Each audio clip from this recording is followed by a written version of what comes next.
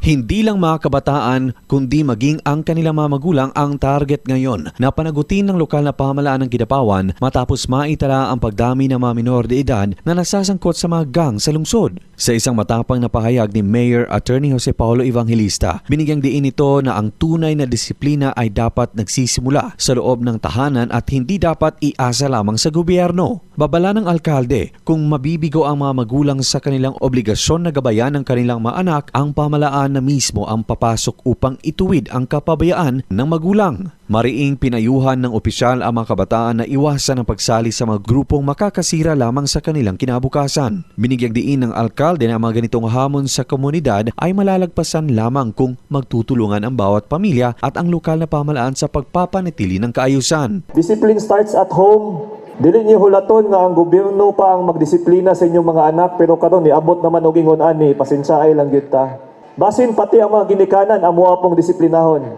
Kay basin nakalimot na sila sa ilahang obligasyon.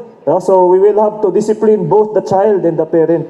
Kahapon, sinermona ni Mayor Evangelista ang mga kabataang nasangkot sa riot kamakailan na tinawag niyang thesis defense ang pagtatagpo upang magpaliwanag ang mga ito. Sa naging pagharap sa alkalde, nangako ang mga kabataan na magbabago na at hindi na muling makikipag-away habang sumumpa rin ang kanilang mga magulang na mas hihigpitan ang pagbabantay sa kanilang mga anak. Gayunman, iginiit ni Mayor Pau na hindi sapat ang salita kundi dapat itong patunayan sa gawa. Luigi Alan Tutor, NDBC, Bida Balita.